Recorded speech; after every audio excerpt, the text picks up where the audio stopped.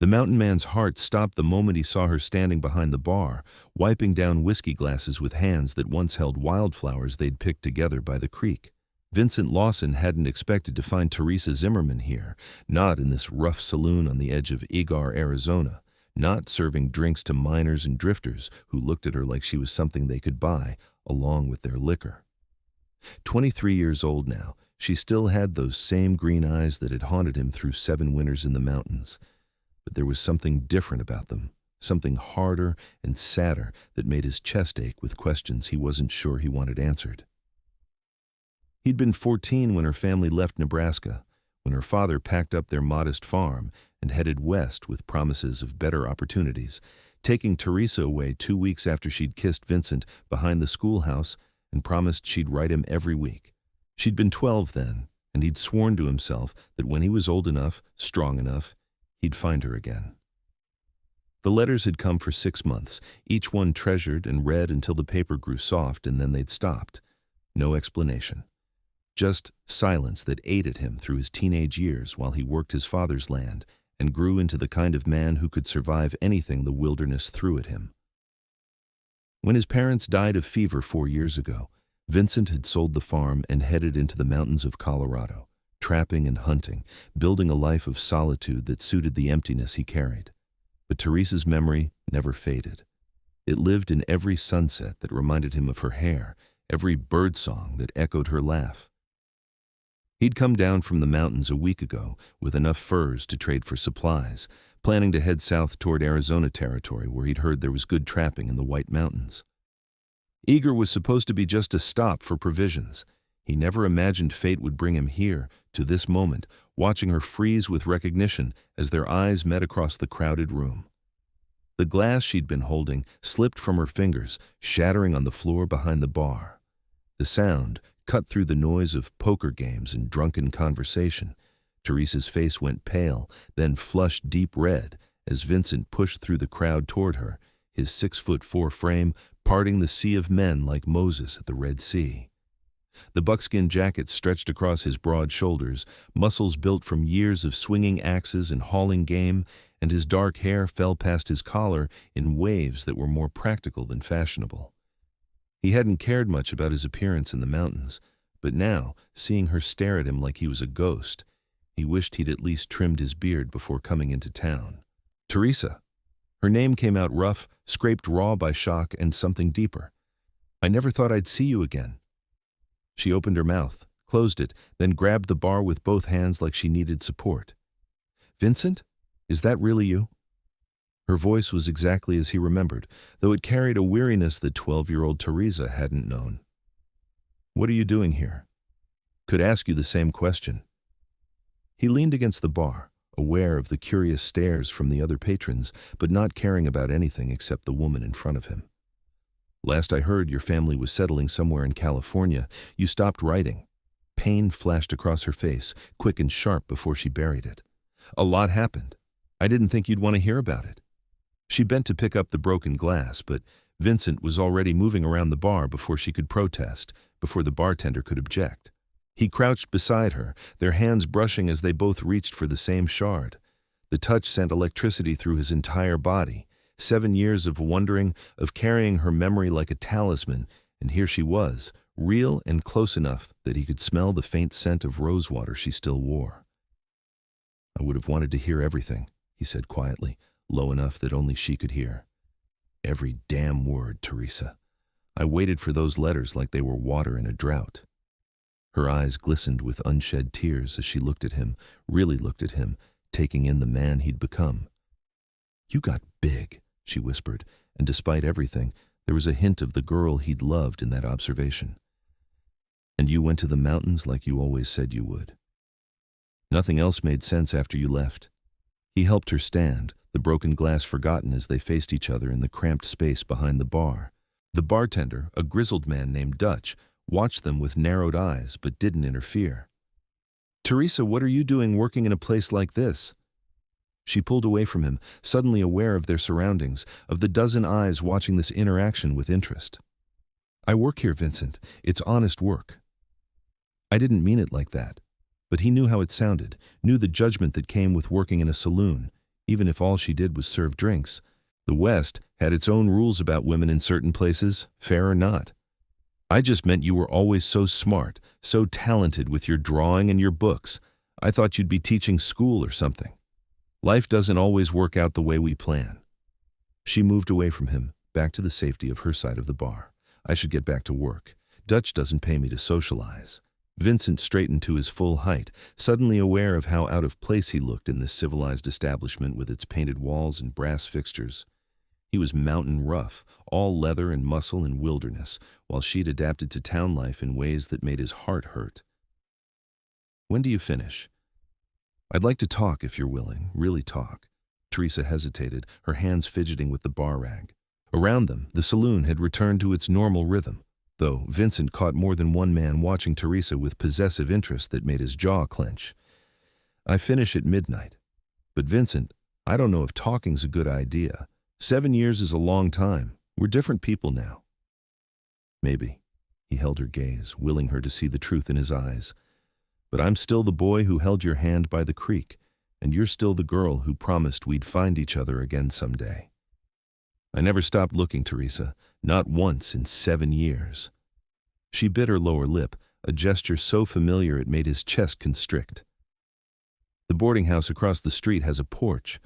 I'll meet you there at midnight, but I can't promise you'll like what I have to say. Don't care what you say, as long as you're saying it to me. Vincent laid a silver dollar on the bar, more than enough for the whiskey he hadn't ordered. I'll be waiting. He forced himself to walk out of that saloon without looking back, though every instinct screamed at him to stay, to protect her from the rough men and their hungry stares.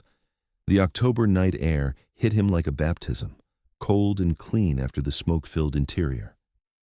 Egar wasn't much of a town, just a collection of wooden buildings clustered along a dirt road with the white mountains rising in the distance like ancient sentinels. Vincent had planned to resupply and move on within a day. Now he couldn't imagine leaving without understanding what had happened to bring Teresa to this place. He checked into the boarding house Teresa had mentioned, a modest 2-story structure run by a widow named Mrs. Patterson, who asked too many questions and charged too much for a room. Vincent paid without haggling and spent the next 4 hours pacing his small quarters like a caged animal, replaying their conversation, analyzing every word and gesture. The girl he'd loved had grown into a beautiful woman, but there was damage there, layers of hurt she was trying to hide. What had happened in those 7 years? Where was her family? Why was she alone in a rough Arizona town working in a saloon? At 1:45, he was on the porch, sitting on the wooden steps with his back against a post, watching the saloon across the street. The crowd had thinned but not emptied. Through the windows, he could see Teresa moving between tables, smiling at customers in a way that didn't reach her eyes. A drunk stumbled out the door, and Vincent tensed, ready to intervene if the man headed toward the boarding house, but he wandered off in the opposite direction, singing off-key. Teresa emerged at 5 past midnight, wrapped in a thin shawl that wasn't nearly warm enough for the mountain cold. Vincent was on his feet immediately, shrugging out of his heavy jacket and draping it over her shoulders before she could protest. The jacket swallowed her small frame, and she pulled it tight, breathing in the scent of leather and pine and something uniquely him.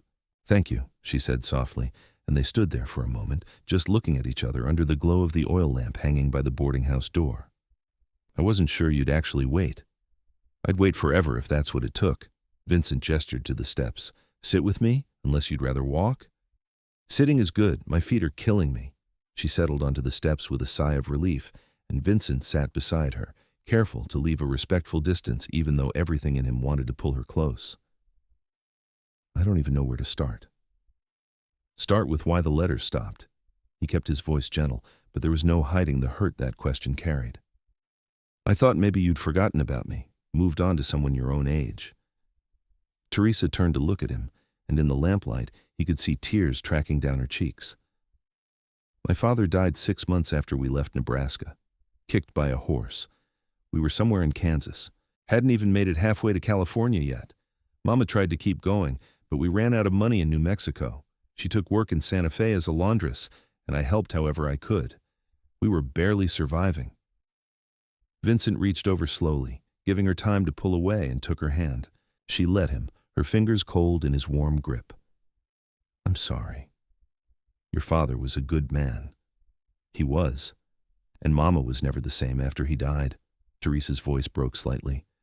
She got sick 3 years ago, consumption. I nursed her as long as I could, but without money for a doctor, for proper medicine. She didn't make it through the winter. God, Teresa. Vincent tightened his grip on her hand. You've been alone since you were 20? 19, actually. My birthday was still 2 months away when she passed. She wiped at her tears with her free hand. I had no family left, no money, no prospects. A woman traveling alone suggested I come to Arizona, said there was work in the mining towns. She helped me get to Egar, found me a room at a boarding house run by a woman who turned out to be running a brothel. Vincent's blood ran cold. Teresa, tell me you didn't. No, she cut him off firmly. I left that night, slept in a stable until I could find legitimate work. Dutch hired me to serve drinks at his saloon. He's fair, doesn't allow the customers to touch, and he pays decent. It's not the life I imagined, but it's honest, and it keeps a roof over my head. Relief flooded through Vincent so intensely he felt dizzy. How long have you been in Egar? 2 years. I keep thinking I'll save enough to move somewhere else, maybe San Francisco or Denver, but the cost of traveling alone, of starting over again. She trailed off, shaking her head. I got stuck, Vincent. Life happened, and I got stuck. You're not stuck anymore. The words came out before he could think them through, but he meant them with every fiber of his being. Come with me, up into the mountains. I've got a cabin, small but solid, and there's enough game to keep us fed through winter. We could... Vincent, stop. Teresa pulled her hand away, standing up and moving to the edge of the porch. You can't just show up after 7 years and expect everything to go back to the way it was. We were kids playing at being in love. We don't know each other anymore. He stood too, moving closer but not touching, respecting the space she needed. Maybe you're right. Maybe we're different people now. But I know that seeing you tonight was like coming home after being lost for years. I know that every woman I've met since you left has been compared to the memory of you and found wanting. And I know that if I walk away tomorrow without trying to see if what we had was real, I'll regret it for the rest of my life. Teresa turned to face him, her expression torn between hope and fear. What exactly are you asking me? Vincent took a breath, knowing he was about to change everything. I'm asking you to give me a chance. Give us a chance, not as kids, but as the people we've become. Stay in Egar for a while. Let me court you properly. Let me prove that what I felt for you never faded. It just waited until I could find you again. And then what? You go back to your mountains and I stay here serving drinks? No. He closed the distance between them, cupping her face in his calloused hands. Then you decide if you want to build a life with me. Up in the mountains or down here in town, I don't care where as long as you're in it. I've got money saved from my furs, enough to buy land if you want a ranch or to set up a trading post. Whatever you want, Teresa. I just want you. She searched his eyes in the dim light, looking for something. You really mean this? You're not just caught up in nostalgia or feeling sorry for me? I mean every word. Vincent's thumb brushed away a tear from her cheek. And for what it's worth, the woman standing in front of me is even more remarkable than the girl I fell in love with. You survived things that would break most people. You kept going when you had every reason to give up. That takes courage. I'm not sure I have. You went into the mountains alone and built a life from nothing. I'd say that takes plenty of courage. Her hands came up to rest on his chest, and he could feel his heart pounding against her palms. I'm scared, Vincent. Scared to hope again. Scared to trust that this is real. I'm scared too, he admitted. Terrified that I'll mess this up or that you'll realize I'm just a rough mountain man with more muscles than sense. But I'd rather be scared with you than safe without you. Teresa laughed, a real laugh that lit up her whole face and reminded him so strongly of their childhood that his breath caught. More muscles than sense? That's quite the sales pitch. It's honest. He grinned down at her, feeling lighter than he had in years. So what do you say? Will you let me court you? She was quiet for a long moment, and Vincent could practically see her thinking through all the angles, weighing risks against possibilities. Finally, she nodded. Okay. But we take this slow. I need to know the man you've become, not just remember the boy you were. And you need to understand what life did to me, the ways I've changed. Slow is good. I can do slow. Vincent reluctantly dropped his hands from her face but caught one of hers, lacing their fingers together. Can I walk you home? I live in a boarding house 3 blocks from here. Teresa smiled up at him. It's not much, but it's clean and the landlady is respectable. They walked through the quiet streets of Egar, their joined hands swinging slightly between them. The town was mostly dark, with only a few windows glowing with lamplight. Dogs barked in the distance and somewhere a baby cried. Normal sounds of a town settling in for the night, but to Vincent, everything felt magical, transformed by the simple fact that Teresa was beside him again. Tell me about the mountains, she said as they walked. What's it like living up there alone? Vincent thought about how to put 7 years of solitude into words. Peaceful, mostly. Hard work, but satisfying. I've got a cabin about 15 miles north of here, higher up in the White Mountains. Built it myself over 2 summers. There's a stream nearby that runs year-round, and in the spring, the meadow fills with flowers that would make your drawings look pale. Deer come right up to the cabin sometimes, and I've seen elk herds that number in the hundreds. It sounds beautiful. There was longing in her voice. Do you get lonely? Every day. He squeezed her hand gently. I told myself I liked the solitude, that I didn't need people. But the truth is, I was hiding. From disappointment, from getting hurt again. Easier to trap and hunt and pretend I was some kind of self-sufficient mountain man than to admit I was just a heartbroken kid who never got over his first love. Teresa stopped walking, tugging him to a halt. They were standing under a cottonwood tree, its leaves rustling in the night breeze. Vincent, I need you to understand something.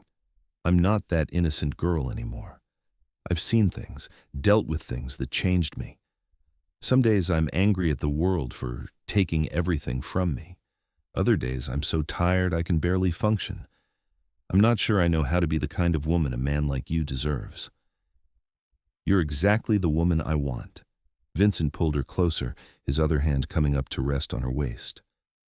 I don't expect you to be unchanged by what you've been through. Hell, I'm not the same either. The mountains teach you things, hard things about survival and sacrifice. But maybe that's good. Maybe we needed to become these people so we could appreciate what we have now. She leaned into him, resting her forehead against his chest. When did you get so wise? Lots of time alone to think. He wrapped his arms around her, holding her like he'd wanted to since the moment he saw her in the saloon. Turns out, when you've got nothing but trees and sky for company, you start figuring out what really matters. They stood like that for several minutes, just holding each other under the stars. Vincent could feel Teresa's heart beating against his ribs, feel the way she fit perfectly against him despite the years and distance that had separated them. This was right. Whatever challenges they faced, whatever obstacles stood between them and a future together, this moment proved they still had something worth fighting for. Eventually, Teresa pulled back enough to look up at him. I should get inside. Mrs. Henderson locks the door at 1 o'clock and I'd rather not wake her. Tomorrow? Vincent asked hopefully. Can I see you tomorrow? I work from 6 in the evening until midnight. She bit her lip, thinking. But I'm free during the day. There's a cafe that serves breakfast until 10 if you want to meet me there. I'll be there at 8. He walked her the rest of the way to her boarding house, a neat white structure with flower boxes in the windows. At the door, he lifted her hand to his lips, pressing a kiss to her knuckles. Sleep well, Teresa. You too, Vincent. She reluctantly pulled her hand away, then paused. Thank you for waiting on that porch tonight. Thank you for not giving up on me. Never could, never will. He watched until she disappeared inside, then walked back to his own boarding house with his heart feeling fuller than it had in years. Sleep didn't come easily. He lay in the narrow bed, staring at the ceiling, replaying every moment of their reunion. The shock in her eyes, the pain in her story, the hope in her agreement to let him court her. Tomorrow couldn't come fast enough. Vincent was at the cafe at 7:30, too anxious to wait any longer. He'd shaved his beard down to a neat trim and tried to tame his long hair, though it still fell past his collar in dark waves. The waitress, a friendly woman named Sally, poured him coffee and tried to make conversation, but he was too focused on watching the door to respond with more than monosyllables. Teresa arrived at 8 on the dot, wearing a simple blue dress that brought out the green in her eyes. She'd done something different with her hair, pulling it back in a way that showed off her elegant neck, and Vincent stood so quickly when he saw her that he nearly knocked over his coffee cup. "Morning," she said with a shy smile, sliding into the chair across from him. "You look nice. Different without the beard." "Figured I should clean up if I'm courting you proper." Vincent signaled Sally for another coffee. "Did you sleep well?" "Barely slept at all." Teresa accepted the coffee gratefully, wrapping her hands around the warm cup. "Kept thinking about everything, about whether this is crazy or wonderful or both." "Definitely both." Vincent reached across the table, and she met him halfway, their fingers intertwining. "I've been up since dawn, trying to figure out how to make this work." They ordered breakfast, though Vincent barely tasted his eggs and bacon. He was too focused on Teresa, on learning everything about the woman she'd become. She told him about her years in Santa Fe, about working as a seamstress to help her mother, about the friends she'd made and lost when she had to move on. He told her about his first winter in the mountains, about nearly starving before he figured out the patterns of game, about the grizzly bear that had destroyed his first cabin and taught him to build better.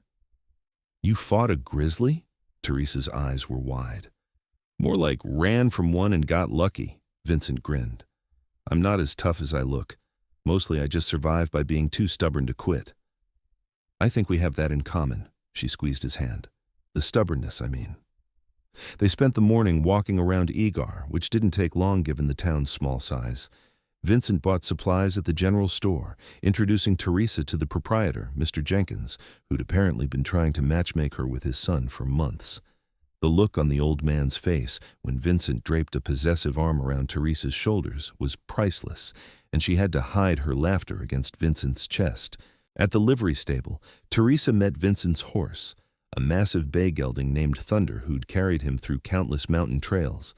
The horse nuzzled Teresa's shoulder gently, and Vincent watched with satisfaction as she stroked the animal's nose fearlessly. "He likes you," Vincent observed. "Thunders usually standoffish with strangers." Animals can sense good intentions. Teresa fed Thunder a piece of apple she'd saved from breakfast. "I always wanted to learn to ride properly. In Nebraska, we only had plow horses, and Mama was too afraid to let me do more than sit on one while it was standing still." "I'll teach you." Vincent leaned against the stall, watching her interact with his horse. "If you come up to the cabin, there's miles of trails perfect for learning. Safe terrain, beautiful views." Teresa turned to look at him, her expression serious. "Are you asking me to come visit your cabin, Vincent?" He heard the weight behind that question, understood she was asking about propriety and reputations. "With a chaperone, if that makes you comfortable. Mrs. Patterson at my boarding house has been hinting she'd love to see the mountains, or maybe Dutch would close the saloon for a day and come along. I just want you to see the place. See if you could imagine living somewhere like that." "Living there?" Teresa's voice was small. "You're thinking that far ahead?" "I've been thinking that far ahead since I was 14 years old. Vincent moved closer, reaching out to tuck a strand of hair behind her ear. "I know it's fast by normal standards, but, Teresa, we've already lost 7 years. I don't want to waste more time pretending I don't know what I want." "What if I can't be what you want?" The vulnerability in her voice made his chest ache. "What if the reality of me disappoints you?" Vincent cupped her face in his hands, making her look at him. "You could never disappoint me. You survived losing everything, built a life from nothing, kept going when most people would have given up. You're stronger than you think, Teresa. Stronger than I am, probably." "I'm really not." But she leaned into his touch, her eyes closing. "I'm terrified most of the time, terrified of ending up alone, of never having a real home again, of always being one disaster away from losing everything." "Then let me be your home." The words came from somewhere deep, a place Vincent hadn't known existed until this moment. "Let me be the safe place you come back to. I can't promise we won't face disasters, but I can promise you'll never face them alone again." Teresa opened her eyes, and they were swimming with tears. "You make it sound so simple. Maybe it is simple. Maybe we're the ones making it complicated." Vincent brushed his thumbs across her cheeks, wiping away the tears that had started to fall. "I love you, Teresa. I loved you when we were kids, and I love you now. That's the simple truth of it." Her breath caught, and for a moment, she just stared at him. Then, slowly, she rose on her toes and kissed him. It was soft and tentative at first, a question more than a statement. Vincent answered by wrapping his arms around her waist and pulling her closer, deepening the kiss with all the longing of 7 years apart. She tasted like coffee and hope, and when they finally broke apart, both breathing hard, Vincent felt like he'd just claimed something precious that had always belonged to him. "I love you too," Teresa whispered against his lips. "I never stopped. Even when I thought I'd never see you again, even when I tried to convince myself it was just childish infatuation, I loved you." They stood there in the livery stable, holding each other while Thunder munched hay and ignored them completely. Vincent knew people would talk, knew that a mountain man courting a saloon worker would provide plenty of gossip for the town, but he couldn't bring himself to care. All that mattered was the woman in his arms and the future they could build together. Over the next 2 weeks, Vincent became a fixture in Egar.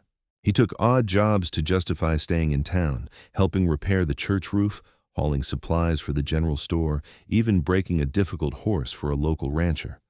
But everyone knew the real reason he'd stayed was Teresa. Every morning, they had breakfast together at the cafe. Every afternoon, they walked or rode or simply sat on the boarding house porch, talking about everything and nothing. And every evening, Vincent sat at a table in Dutch's saloon, nursing a single beer through Teresa's entire shift, his presence enough to discourage any customer who might have ideas about getting too friendly with her. Dutch, to his credit, seemed amused rather than annoyed by the situation. "You planning to sit there every night until she quits or marries you?"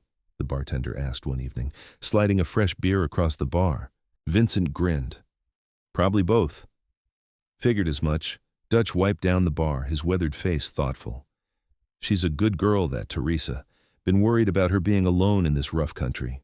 Nice to see someone looking out for her proper." "I plan to do more than look out for her." Vincent took a sip of his beer. "I want to marry her, Dutch, soon as she'll have me." "You asked her yet?" "Not officially. Wanted to court her proper first, let her be sure." Vincent watched Teresa laugh at something a customer said, but it was the professional laugh, not the real one she saved for him. "But I'm getting impatient," Dutch chuckled. "Love will do that to a man. My advice? Don't wait too long. Life's short and the good ones don't stay available forever." That conversation stayed with Vincent as he walked Teresa home that night. The October air had grown colder, hinting at the winter to come, and Teresa shivered despite his jacket around her shoulders. Without thinking, Vincent pulled her closer, sharing his warmth. "Dutch thinks I should marry you," he said as they walked. Not sure if he meant right now or eventually, but he made a good point about not waiting too long. Teresa stumbled slightly, and Vincent steadied her. "Vincent, we've only been courting for 2 weeks." "I know, but I've known you for half my life, and I've been in love with you for most of it." He stopped walking, turning to face her under a street lamp. "I'm not saying we have to get married tomorrow, but I am saying I want to marry you, Teresa. I want to wake up next to you every morning and fall asleep holding you every night. I want to build a life with you, have children with you, grow old with you." "Children?" Teresa's voice was barely a whisper. "You've thought about having children?" "A whole cabin full of them, if you're willing." Vincent smiled, imagining it. "Teaching them to ride and hunt and fish, watching you teach them to read and draw and all the things you're good at. Building a real family. Teresa, the kind neither of us has anymore." She was crying again, but these were different tears, happy tears that made her eyes shine in the lamplight. "I want that too. So much it scares me. What if something goes wrong? What if I lose you like I lost everyone else?" "You won't." Vincent pulled her into his arms, holding her tight. "I'm not going anywhere. I'm too stubborn, remember? And you're going to be right beside me, being equally stubborn." Teresa laughed through her tears, burying her face in his chest. "We're going to drive each other crazy." "Probably," Vincent kissed the top of her head, "but it'll be worth it." They stood like that for a long time, swaying slightly in the cold night air. Finally, Teresa pulled back enough to look up at him. "Ask me." "What?" "Ask me to marry you." Her eyes were bright with determination and joy. "I know we've only been courting for 2 weeks, but you're right. We've known each other for years, loved each other for years. I don't want to waste any more time being afraid.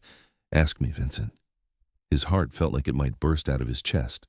Vincent slowly lowered himself to one knee, right there in the middle of the dirt street, holding both her hands in his. Teresa Zimmerman, I loved you as a boy, and I love you as a man. You are my first thought in the morning and my last thought at night. You are the reason I came down from the mountains and the reason I want to build a real home. Will you marry me?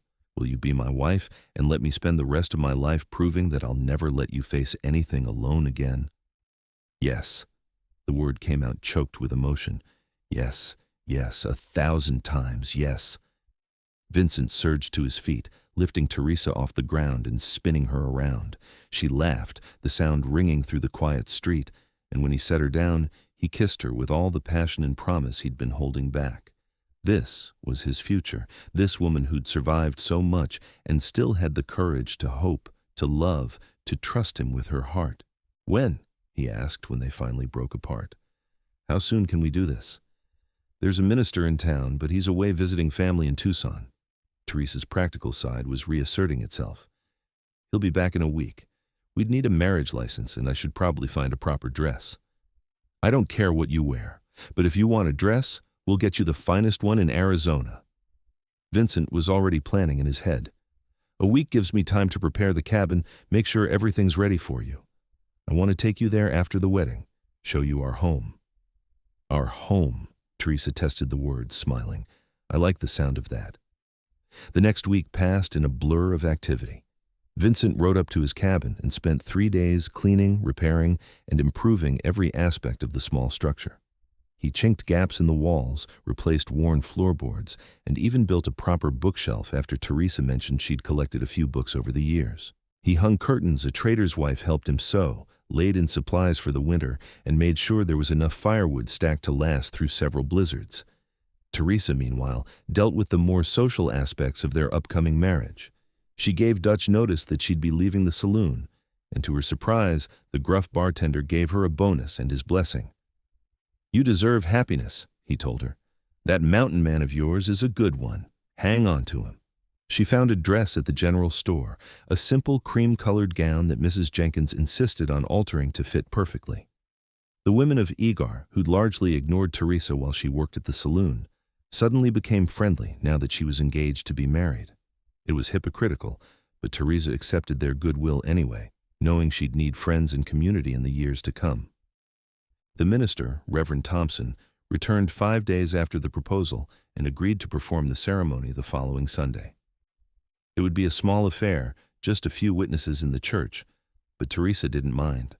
She'd lost the dream of a big wedding with family in attendance years ago. What mattered was Vincent and the life they were about to start together.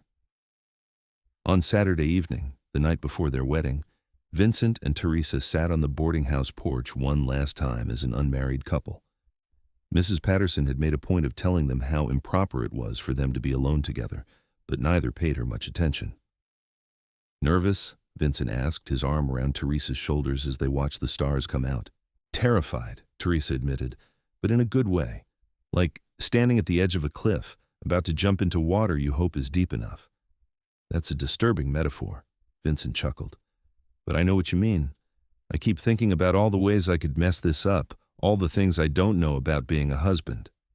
And I don't know anything about being a wife, especially not a mountain man's wife. Teresa turned to look at him. What if I hate living in the cabin? What if I get lonely or scared? Then we'll figure it out together. Vincent kissed her forehead. If you hate the cabin, we'll build a house in town. If you get lonely, we'll come down more often or invite people up. This isn't about you fitting into my life, Teresa.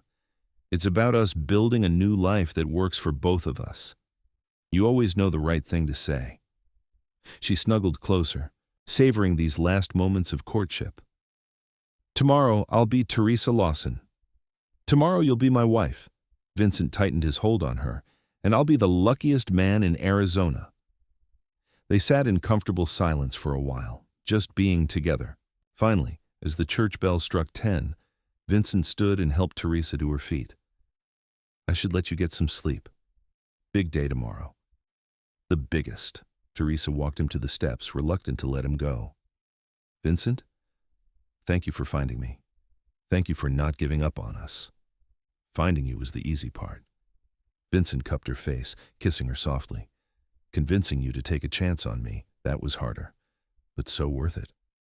I'm the one taking a chance on you, Teresa laughed. You're getting a woman with no family, no dowry, and a reputation that's questionable at best. I'm getting the woman I love. Vincent's voice was fierce. Everything else is just details. He kissed her again, longer this time, pouring 7 years of longing and love into it. When they finally separated, both were breathing hard, and Vincent had to force himself to step back before he forgot every rule of propriety. Good night, Teresa. Sleep well. Good night, Vincent. I'll see you at the church. He walked away reluctantly, looking back twice to see her still standing on the porch, watching him. Tomorrow couldn't come fast enough. Sunday dawned clear and cold, the kind of perfect October day that made Arizona's mountains famous. Vincent was up before sunrise, too anxious to sleep. He bathed, shaved carefully, and put on the new clothes he'd bought for the occasion: dark trousers, a white shirt, and a leather vest that one of the town women had decorated with subtle beadwork. His hair was still long, but he'd tied it back neatly, and he looked at himself in the small mirror with satisfaction. He might never be a sophisticated city man, but he looked respectable enough to deserve Teresa. The church was small, built of adobe with rough wooden pews and simple stained glass windows that caught the morning light. Vincent arrived early, pacing nervously while Reverend Thompson made preparations. Dutch showed up to serve as his witness, along with Mr. and Mrs. Patterson from the boarding house. A few other townspeople trickled in, drawn by curiosity or genuine goodwill. Then Teresa arrived, and Vincent forgot how to breathe. The cream-colored dress was simple but perfect, highlighting her figure and making her skin glow. She'd left her dark blonde hair down, falling in soft waves past her shoulders, with just a small wreath of flowers Mrs. Jenkins had helped her make. She was beautiful, heartbreakingly so, and Vincent felt tears prick his eyes as she walked down the short aisle toward him. Her hand was shaking when she placed it in his, but her eyes were steady, full of love and trust that humbled him. Reverend Thompson began the ceremony, his voice carrying through the small space, but Vincent barely heard the words. He was too focused on Teresa, on the way the light caught in her hair, on the smile that played at the corners of her lips, on the fact that in a few minutes she would be his wife. Do you, Vincent Lawson, take Teresa Zimmerman to be your lawfully wedded wife, to have and to hold from this day forward, for better or worse, for richer or poorer, in sickness and in health, until death do you part? I do. Vincent's voice was clear and strong, filled with absolute certainty. And do you, Teresa Zimmerman, take Vincent Lawson to be your lawfully wedded husband, to have and to hold from this day forward, for better or worse, for richer or poorer, in sickness and in health, until death do you part? I do. Teresa's voice wavered slightly, but her grip on Vincent's hands was firm. Vincent had no ring to offer, but he'd purchased a simple gold band from the jeweler in town, engraved with both their initials. He slipped it onto Teresa's finger with shaking hands, marveling at how right it looked there. By the power vested in me by the territory of Arizona, I now pronounce you man and wife, Reverend Thompson smiled. Vincent, you may kiss your bride. Vincent didn't need to be told twice.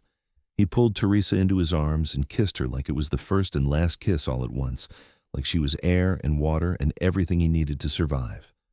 She kissed him back just as desperately, her hands fisting in his vest, and the small congregation erupted in applause and cheers. They were married. After 7 years of separation, after all the pain and loss and lonely nights, they were finally married. Vincent felt like his heart might explode from the sheer joy of it. The townspeople organized a small reception at the cafe, with food and drink and well wishes. Vincent and Teresa accepted the congratulations graciously, but they were both eager to leave to start their married life. Dutch gave Teresa a fierce hug and slipped Vincent an envelope that turned out to contain a surprising amount of money. Wedding gift, the old bartender said gruffly. Buy your wife something nice. By early afternoon, they were ready to leave. Vincent had Thunder saddled and packed with Teresa's few belongings, along with the supplies they'd need for the next few weeks. Teresa had changed into more practical traveling clothes, and she stood beside the horse looking both excited and nervous. Ready? Vincent asked, offering his hand to help her mount. Ready. Teresa let him lift her onto the saddle, settling in front of him as Vincent swung up behind her. It was unconventional to ride double, but the intimacy of it made them both smile. Vincent's arms came around Teresa to hold the reins, effectively caging her in his embrace, and she leaned back against his chest with a contented sigh. They rode out of Egar mid-afternoon, heading north into the White Mountains. The trail climbed steadily, winding through pine forests and across mountain meadows. Vincent kept Thunder to a steady pace, pointing out landmarks and telling Teresa stories about his years in these mountains. She asked questions, genuinely interested, and Vincent found himself sharing things he'd never told anyone about the loneliness and the beauty, the harsh winters and spectacular summers, the way the wilderness got into your blood until you couldn't imagine living anywhere else. The sun was setting by the time they reached the cabin, painting the sky in shades of orange and pink that rivaled anything Vincent had ever seen. The cabin sat in a clearing beside a stream, just as he'd described, built of sturdy logs with a stone chimney and a small covered porch. Smoke curled from the chimney where Vincent had left a fire banked that morning, and golden light glowed through the windows. "Vincent, it's beautiful." Teresa's voice was full of wonder as he helped her down from the horse. "You built this yourself?" "Every log." He was pleased by her reaction, had been worried she might find it too rough or primitive. "It's not fancy, but it's solid. Kept me warm through some pretty harsh winters." He unsaddled Thunder and turned the horse into the small corral he'd built, making sure the animal had feed and water. Then he turned to find Teresa standing on the porch, looking uncertain. Vincent climbed the steps and swept her into his arms, making her squeal with surprise. "What are you doing?" "Carrying my bride over the threshold." He kicked the door open and carried her inside, not setting her down until they were firmly in the middle of the single room that made up his cabin. Their cabin now. Teresa looked around with wide eyes, taking in the stone fireplace, the handmade furniture, the bookshelf he'd built just for her, the bed in the corner covered with new quilts. It was simple but comfortable, the work of a man who knew how to create what he needed from the materials at hand. "You built the bookshelf," she said softly, moving toward it, "and put my books on it already. Figured you'd want them close." Vincent watched her trail her fingers over the rough wood. "I know it's not much compared to a real house in town, but—" Teresa turned and kissed him, cutting off his words. "It's perfect," she said when they broke apart. "It's more than I ever hoped for. A real home, Vincent. Our home." He kissed her again, deeper this time, no longer constrained by propriety or the presence of others. She was his wife now, and they had all the time in the world to explore what that meant. Teresa's arms came around his neck, pulling him closer, and Vincent lifted her easily, carrying her toward the bed. What followed was tender and passionate, awkward and perfect all at once. Neither had experience, but they had love and patience and genuine affection for each other. Vincent was gentle, careful with Teresa despite the desire burning through him, and she responded with a trust that moved him deeply. They learned each other slowly, thoroughly, building memories that would sustain them through all the years to come. Later, they lay tangled together under the quilts, the fire crackling in the hearth and the mountain night quiet outside. Teresa's head rested on Vincent's chest, her hand over his heart, and Vincent stroked her hair with infinite tenderness. "No regrets?" he asked softly. "Not a single one." Teresa kissed his chest right over his heart. "You?" "This is the best day of my life." Vincent tightened his arms around her. "Finding you again, marrying you, bringing you home. I keep thinking I'm going to wake up and discover it was all a dream." "Not a dream." Teresa propped herself up on one elbow to look at him. "This is real, Vincent. We're real. And we're going to build a beautiful life together." "Damn right we are." He pulled her down for another kiss, then settled her back against his chest. "Sleep now, Mrs. Lawson. Tomorrow I'll teach you how to shoot, and we'll start preparing for winter." "Mrs. Lawson." Teresa tested the name, smiling. "I like the sound of that."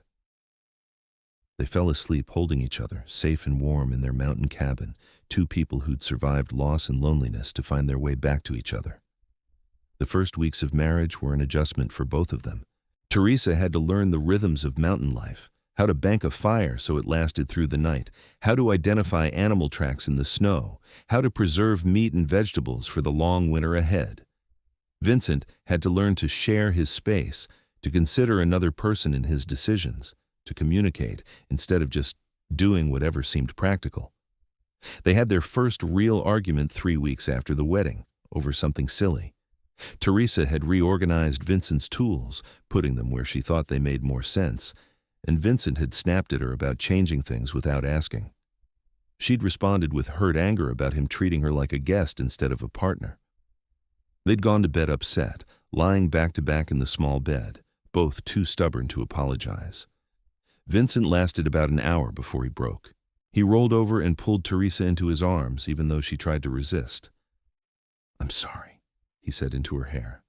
"I'm an idiot who spent too many years alone and forgot how to share. Your way of organizing the tools actually makes more sense, and I should have told you that instead of getting defensive." Teresa relaxed against him, her anger melting away. "I'm sorry, too. I should have asked before moving your things. I was trying to be helpful, but I wasn't respecting that this was your space first." "Our space," Vincent corrected. "And we're going to have disagreements, Teresa. But can we promise to never go to bed angry, to always talk it out even when we're being stubborn?" "Deal." She turned in his arms to face him. "Thank you for apologizing first. I know that wasn't easy." "Easier than losing you." Vincent kissed her forehead. "Nothing's worth that." They made love then, slow and sweet, reaffirming their commitment to each other. And true to their promise, they never went to bed angry again, though they certainly had their share of disagreements over the years. Winter came to the mountains in early November, blanketing the world in white silence. Teresa was enchanted by the snow at first, playing in it like a child, making snow angels and having snowball fights with Vincent. But as the weeks passed and the cold deepened, she began to understand the harsh reality of mountain winters. They were snowed in for days at a time, dependent entirely on the supplies Vincent had laid in and the game he could catch. Teresa learned to cook over the open fire, to bake bread in the Dutch oven, to make stews that stretched their resources. Vincent taught her to tan hides, to sew buckskin, to mend and make do with what they had. She proved to be an apt student, picking up skills quickly and adapting to the demands of their isolated life. On the long winter evenings they would sit by the fire, Vincent carving or repairing equipment, while Teresa read aloud from her books or drew in the journal he'd given her as a wedding gift. Sometimes they just talked, sharing stories from their separate years, filling in the gaps of their history. Teresa told him about her years in Santa Fe, about the friends she'd made and the dreams she'd had. Vincent told her about his close calls with wild animals, about the traders and trappers he'd met, about the stark beauty of the mountains in every season. "Do you miss town life?" Vincent asked one evening in December as a blizzard howled outside. "The people, the activity?" Teresa considered the question carefully. "Sometimes I miss having other women to talk to, but mostly I'm happy here. It's peaceful, and I feel safe in a way I haven't since my father died. I have you, I have a home, I have purpose. That's more than I ever thought I'd have again." "We can go down to Egar more often come spring," Vincent offered. "Stay a few days, let you socialize, stock up on supplies. I don't want you to feel trapped up here." "I don't feel trapped." Teresa set aside her drawing and moved to sit on Vincent's lap, something that had become habit. "I feel found, but I wouldn't mind visiting town occasionally, maybe making some friends among the women there." "Then we'll do that." Vincent wrapped his arms around her. "Whatever you need to be happy, Teresa, that's my job now." "Your job is to love me." She kissed his nose. "Everything else is just details." Christmas came, and they celebrated quietly with a special meal and small gifts they'd made for each other. Vincent had carved her a beautiful wooden box for her drawings and journal, while Teresa had sewn him a new shirt with careful stitches and embroidered details. They made love in front of the fire while snow fell outside, and Vincent thought he'd never been happier in his entire life. The new year of 1883 arrived with bitter cold and more snow, but inside the cabin everything was warm and perfect. One morning in late January, Teresa woke up feeling ill, rushing outside to be sick in the snow. Vincent was alarmed, thinking she'd caught a fever, but Teresa just smiled and told him she was fine. "Vincent," she said later that day, taking his hands in hers, "I think I might be pregnant." He stared at her, the words not quite registering. "Pregnant? You mean we're going to have a baby?" I think so. I've missed my courses and I've been feeling sick in the mornings for the past week. Teresa watched his face anxiously. I know it's sooner than we probably planned, but Vincent let out a whoop of joy that echoed through the cabin and probably scared every animal within a mile. He picked Teresa up and spun her around, laughing like a madman. We're having a baby. Teresa, we're going to be parents. She laughed with him, relieved by his reaction. You're happy? Happy doesn't begin to cover it.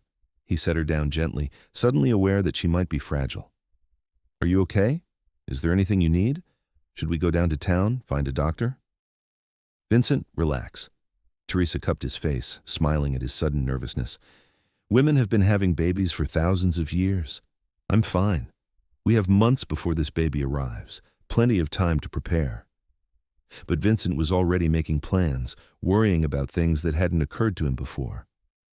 We need to build a cradle, and we should probably add a room to the cabin, give the baby its own space as it grows, and we definitely need to make sure we have a doctor or a midwife available when the time comes. Teresa let him fuss, understanding that this was how he processed big news. Over the next weeks, Vincent threw himself into preparing for their child with the same intensity he brought to everything. He built a beautiful cradle from carefully selected wood, sanding it until it was silky smooth. He started plans for expanding the cabin, sketching out a second room that could serve as a nursery and, eventually, a bedroom. In March, as the snow began to melt and the first signs of spring appeared, they made the trip down to Egar. Teresa needed to see a doctor to confirm the pregnancy and get advice on how to manage the birth in their remote location. Dr. Adams, the town physician, was enthusiastic and reassuring. You're definitely pregnant, Mrs. Lawson. I'd say you're about 4 months along, which means the baby should arrive sometime in late July or early August. He gave her a list of things to watch for, signs that something might be wrong. I'd recommend you come to town a month before your due date and stay until after the birth. Mountain living is all well and good, but I'd rather have you close by when the baby comes. Teresa agreed reluctantly, though the thought of being separated from Vincent for that long troubled her. But his relief at the doctor's suggestion convinced her it was the right choice. They stayed in town for 3 days, and Teresa reconnected with some of the women she'd met around her wedding. To her surprise, many of them reached out with advice and offers of help. Mrs. Jenkins insisted on giving her baby clothes her own grandchildren had outgrown, and Mrs. Patterson offered to let Teresa stay with her when she came to town for the birth. People can be better than you expect, Vincent observed as they rode back up to the cabin. Teresa settled comfortably in front of him. His hand rested protectively on her slightly rounded belly. I'm glad you'll have friends nearby when the baby comes. I wish you could be there. Teresa leaned back against him. I'm going to miss you terribly. I'll visit every few days, Vincent promised, and I'll be there the moment you need me. Nothing could keep me away from meeting our child. Spring transformed the mountains into paradise. Wildflowers bloomed in the meadows, exactly as Vincent had promised, and Teresa spent hours drawing them while Vincent worked on expanding the cabin. He was determined to have the second room finished before the baby arrived, working from dawn until dusk with single-minded focus. Teresa's belly grew, and with it, her excitement and nervousness about becoming a mother. She sewed baby clothes and blankets, prepared tiny diapers and gowns, and talked to her unborn child constantly. Vincent would often find her sitting in the rocking chair he'd made, hands on her belly, telling the baby about their mountain home, or singing soft lullabies her own mother had sung to her. In early July, as her due date approached, they made the trip down to Egar. Teresa moved into Mrs. Patterson's boarding house, and Vincent rented a room at the hotel, unable to bear the thought of being far from her. He helped with odd jobs around town to keep busy, but mostly he worried and waited. Teresa's labor started on a hot August afternoon, 3 weeks past the date Dr. Adams had predicted. Vincent paced outside the boarding house while the doctor and Mrs. Patterson attended to Teresa inside. Her screams of pain nearly drove him mad, and he had to forcibly restrain himself from bursting into the room. This was women's work, they'd told him, and he would only be in the way. After 12 hours of labor, as dawn was breaking over the mountains, a baby's cry finally split the air. Vincent was up the stairs before Mrs. Patterson could come get him, bursting into the room to find Teresa exhausted, but smiling, holding a tiny bundle wrapped in blankets. We have a son, she said softly, her voice hoarse from hours of crying out. "Vincent, we have a son."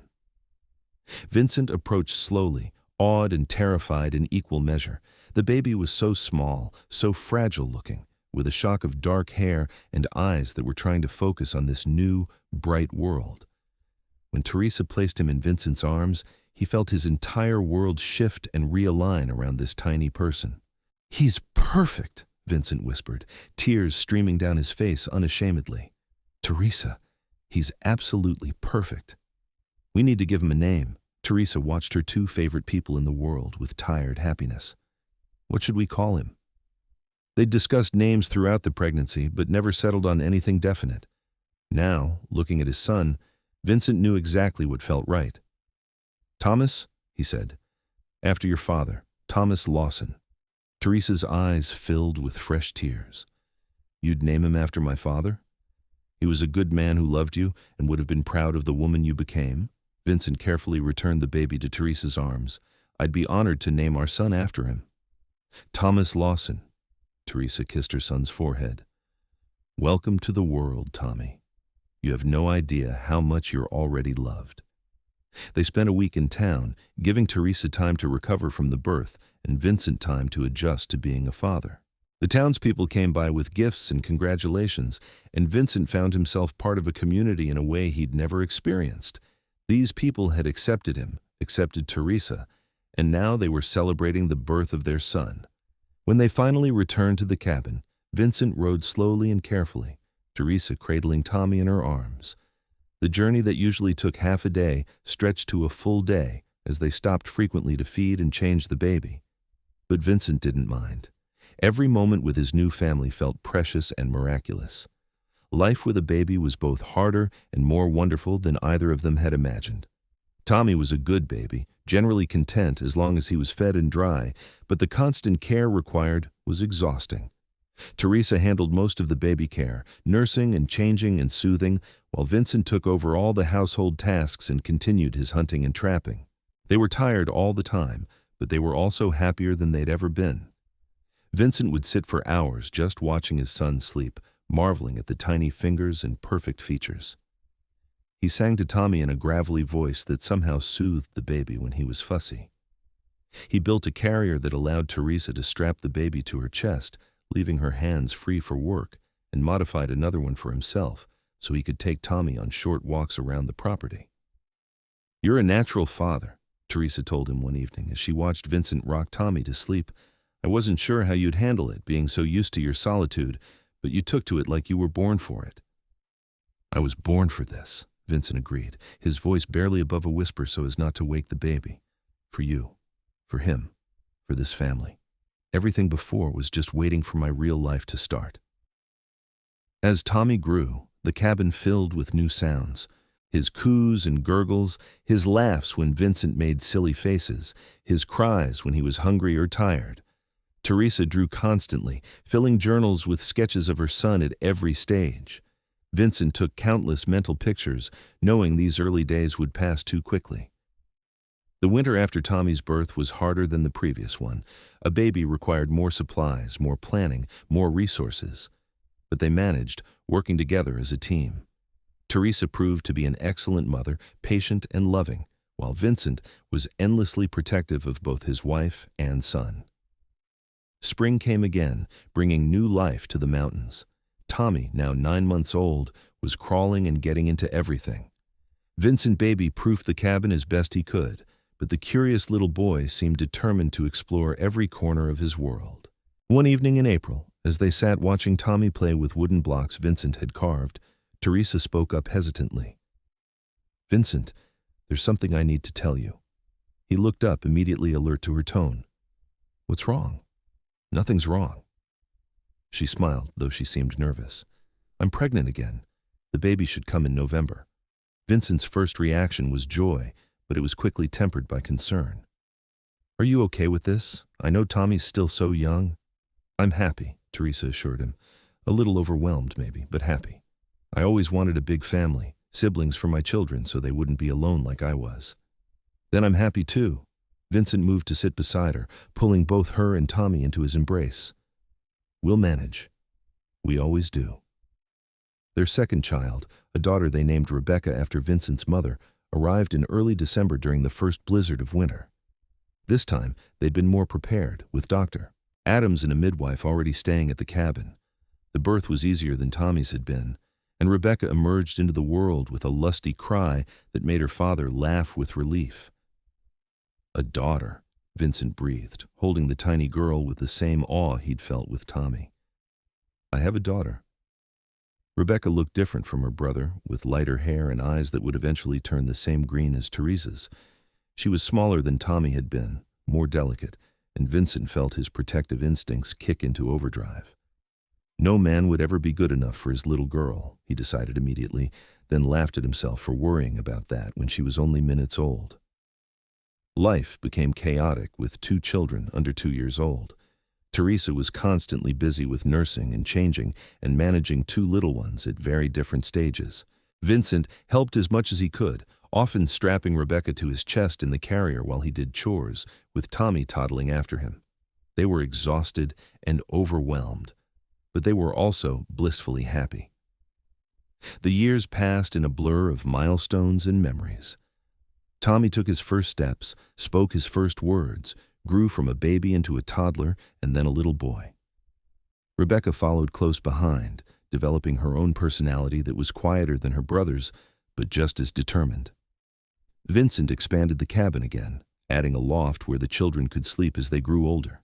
They made regular trips to Egar, where the children played with other kids, and Teresa maintained her friendships. Vincent had become a respected figure in the community, known for his fairness and strength. He did odd jobs for people who needed help, never accepting more than fair payment, and was always available in emergencies. When Tommy was 5 and Rebecca was 3, Teresa announced she was pregnant again. This pregnancy was harder than the previous 2, and Dr. Adams insisted she stay in town for the last 2 months. Vincent rented a house on the edge of Egar, moving the whole family down from the mountains. It wasn't ideal, but Teresa's health was more important than his preference for isolation. Their third child, a boy they named Daniel, arrived without complications in June of 1888. He was a big baby, over 9 pounds, with Vincent's dark coloring and a calm disposition that was a relief after Tommy's constant energy. The family stayed in town through the summer, letting Teresa recover fully before returning to the mountains.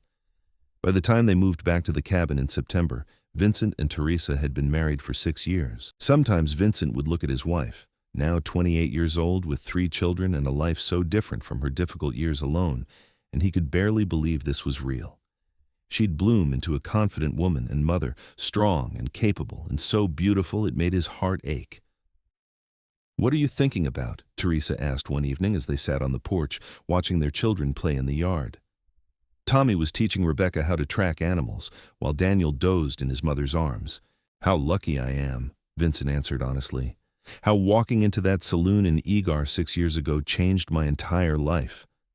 "Changed both our lives." Teresa leaned against him. "I was so lost back then, just going through the motions of surviving. You gave me a reason to hope again, to believe in happiness." "We gave each other that." Vincent kissed the top of her head. "I love you, Teresa, more every day if that's even possible." "It's possible. I know because I feel the same way." She shifted Daniel to her other arm. "Do you ever regret leaving the mountains? We could have a bigger place in town, more conveniences." "Never." Vincent's answer was immediate and certain. "This is where we belong. The 4 of us, soon to be 5, in this cabin in these mountains. This is home." They did eventually build a bigger cabin, or rather, they turned their original structure into a compound of sorts. Vincent added more rooms, built a separate workshop, constructed a barn for their growing number of animals. The property became a true homestead, productive and comfortable, a place where their children could grow up strong and free. Over the years, they had 2 more children, Sarah, born in 1890, and finally another son, James, who arrived in 1893 when Teresa was 33 and declared he would absolutely be their last. 5 children were more than enough, she insisted, and Vincent agreed, though he would have happily had a dozen if she'd wanted them. Their children grew up wild and happy in the mountains, learning to ride and hunt and survive in the wilderness. Tommy became his father's shadow, learning everything Vincent could teach him about trapping and tracking. Rebecca developed a love for drawing like her mother, filling journals with sketches of the plants and animals around them. Daniel was the peacemaker, always mediating disputes between his siblings. Sarah was fearless, climbing trees and exploring caves with more courage than sense. And James, the baby, was spoiled by everyone and grew up thinking the world revolved around him. Vincent and Teresa's love deepened with each passing year, tempered by challenges but never broken. They fought sometimes, usually about small things made larger by exhaustion or stress, but they always came back to each other, always remembered what mattered most. They made time for themselves, despite the demands of 5 children, taking walks alone when the older kids could watch the younger ones, stealing kisses in the barn, maintaining the romance that had brought them together. On their 10th anniversary, Vincent surprised Teresa by taking her back to Egar for a weekend alone. It was the first time they'd been away from their children for more than a day, and Teresa was nervous about leaving them with Mrs. Patterson. But Vincent insisted, wanting to give his wife a break from the constant demands of motherhood. They stayed at the hotel, had a fancy dinner at the restaurant, and danced in the saloon where they'd first been reunited. Dutch was still there, older and grayer, but still running his establishment. He bought them drinks and toasted their marriage, his eyes suspiciously moist as he looked at the couple who'd found each other against all odds. "You did good, Mountain Man," Dutch told Vincent quietly.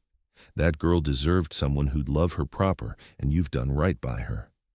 "She made it easy," Vincent replied, his arm around Teresa's waist as they danced to a piano's cheerful tune. "Loving her has been the easiest thing I've ever done." That night, alone in their hotel room, they made love like they had when they were newlyweds, taking their time, relearning each other's bodies, reconnecting in ways that parenthood and daily life sometimes made difficult. Afterward, lying in Vincent's arms, Teresa felt tears slipping down her cheeks. "What's wrong?" Vincent asked immediately, concerned. "Nothing's wrong. Everything's right." Teresa looked up at him. "I'm just overwhelmed sometimes by how much my life has changed.